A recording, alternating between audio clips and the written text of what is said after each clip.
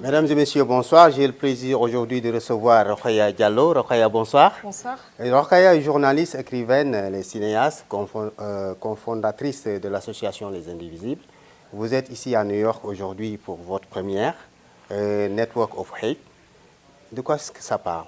Alors c'est un film qui en français s'appelle Les réseaux de la haine, qui parle justement des questions de la haine, du discours haineux sur Internet. Et en fait j'ai fait ce film parce que en 2014, pardon, j'ai été victime d'un appel au viol lancé sur Twitter. Je suis très active sur les réseaux sociaux et je suis suivie par pas mal de monde. Et moi j'ai décidé de démasquer l'auteur de cet appel et de porter plainte. Et en fait le point de départ de mon documentaire c'est justement cette plainte et la rencontre avec d'autres personnes qui ont été exposées au même type de vexation. C'est votre deuxième film. Vous avez produit un premier qui s'appelle Les Steppes de la Liberté, les marches de la liberté si vous voulez. Et de quoi est-ce que ça parle? Alors les marches de la liberté, je l'ai coproduit effectivement et réalisé fin 2013. En fait, c'était pour les 50 ans de la marche de Martin Luther King, une marche sur Washington. Et c'était 30 ans aussi après la marche pour l'égalité et contre le racisme en France. Il suit en fait Tion Yang, qui est un jeune américain d'origine sénégalaise, qui vient en France avec un groupe de jeunes Afro-Américains. Et ces Afro-Américains découvrent la France à l'aune justement des questions d'égalité.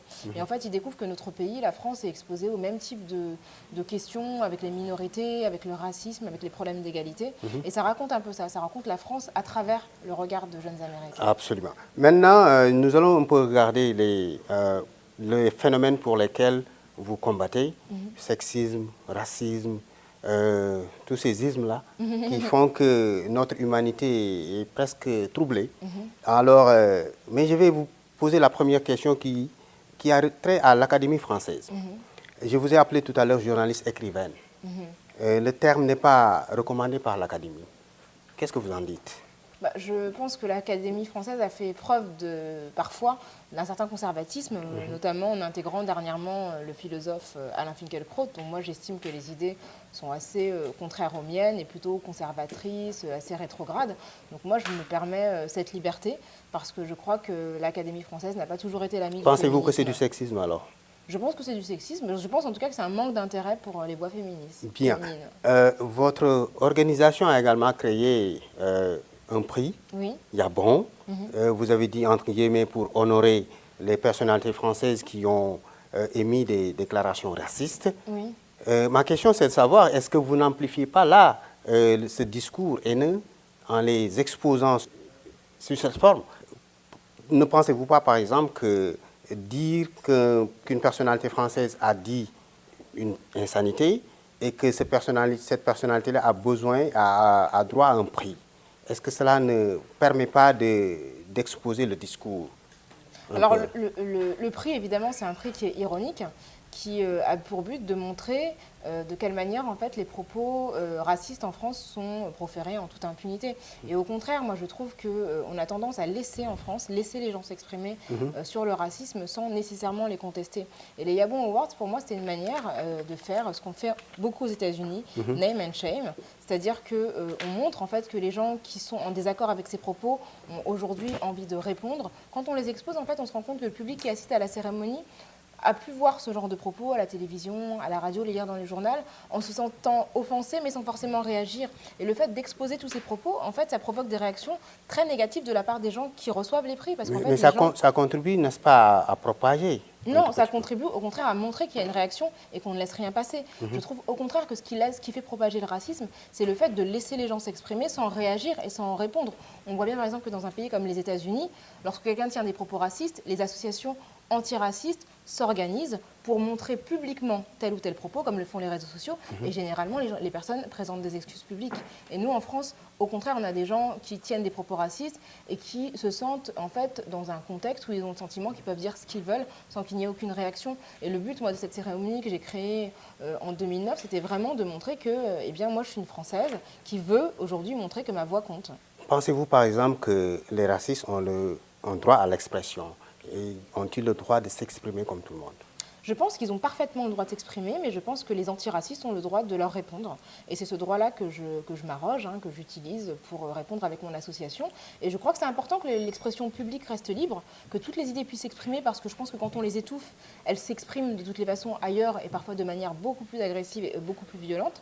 Ceci dit, je pense qu'il est important d'apporter une réponse publique et de permettre un débat. Moi, ce qui me dérange, c'est que des personnes racistes s'expriment sans qu'il n'y ait de contradiction. Ça, je trouve ça gênant. Vraiment, je trouve ça très gênant. Très bien. Donc, vous pouvez être d'accord avec moi que la liberté d'expression est une chose à sauvegarder, absolument, et que les racistes ont le droit également de s'exprimer. Mais pourquoi vous avez porté plainte alors avec Twitter pour connaître effectivement celui qui a lancé cette attaque contre vous? Là, on n'était pas dans le racisme, c'était l'incitation à commettre un viol. Et le viol, en droit français, c'est un crime.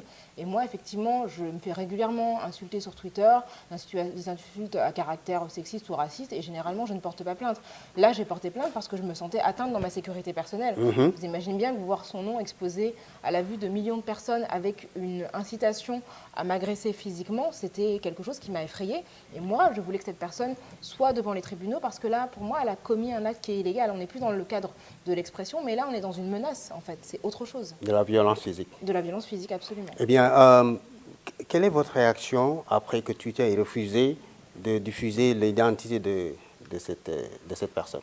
Bah, écoutez, moi, rétrospectivement, je pense que c'est une bonne chose. Ce qui est bien, c'est que, moi, je pense que Twitter, n'étant pas dépositaire de l'autorité de l'État, je trouve ça important que Twitter ne puisse pas avoir la possibilité de donner en fait l'identité des gens, de toutes les personnes qui la demandent.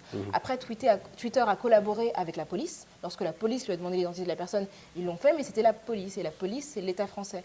Et je trouve que dans ces cas-là, quand l'État demande l'identité de quelqu'un parce que cette personne est potentiellement menaçante ou dangereuse, là, je crois que c'est normal. Mais effectivement, c'est normal de ne pas divulguer l'identité des gens comme ça, parce que, par exemple, je pense que l'anonymat, c'est une manière de se protéger. Il y a des pays où on n'a pas le droit de s'exprimer librement, et c'est important que les gens puissent le faire en toute sérénité, sans être menacés par le fait que Twitter puisse divulguer leurs coordonnées, leurs identités. Très bien. Donc, comme votre compatriote Voltaire, vous êtes pour la protection de la liberté d'expression? Absolument. Je ne partage pas tout avec Voltaire, mais en tout cas, ce combat-là, je le partage. Très bien.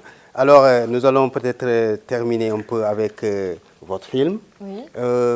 Quelle est la contribution que vous pensez apporter avec cette manière de montrer les dangers qu'il y a dans les réseaux sociaux, les dangers qu'il y a dans l'Internet?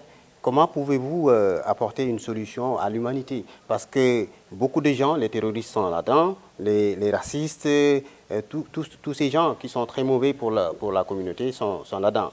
Alors, dans votre perspective, ayant produit un film aujourd'hui, qu'est-ce que vous pensez apporter à ça? Ce que je pense, c'est que, en fait, on manque, souvent les gens qui sont opposés aux idées les plus haineuses qui s'expriment sur Internet manquent d'outils pour leur répondre. Et moi, ce que je pense, c'est que Internet n'est pas l'ennemi. Internet, au contraire, c'est un outil pour amplifier des voix. Et je crois que les militants antiracistes, antisexistes, de tous ordres, doivent utiliser Internet pour contrer un peu, produire un contre-discours. Et les groupes extrémistes sont très très forts sur Internet parce qu'ils ont été les premiers à utiliser ces réseaux-là, étant donné qu'ils n'avaient pas accès aux médias classiques. Et moi, je crois vraiment que les militants doivent se former pour être capables de produire d'une manière vraiment exponentielle, d'une manière vraiment très forte, un discours qui ait une force de frappe équivalente. Je suis très très inquiète de voir à quel point les groupes les plus extrêmes ont une voix sur Internet qui pèse et qui produit énormément d'influence. Et je crois aujourd'hui que mon film montre à quel point il est important aujourd'hui de s'organiser, de se mobiliser pour faire d'Internet un outil pour la démocratie. Absolument, absolument. Merci, merci Rokhaya. En tout cas, ça a été un plaisir de vous avoir ici. J'en suis ravie, vraiment, je suis très honorée. Au revoir. Merci beaucoup. Au revoir.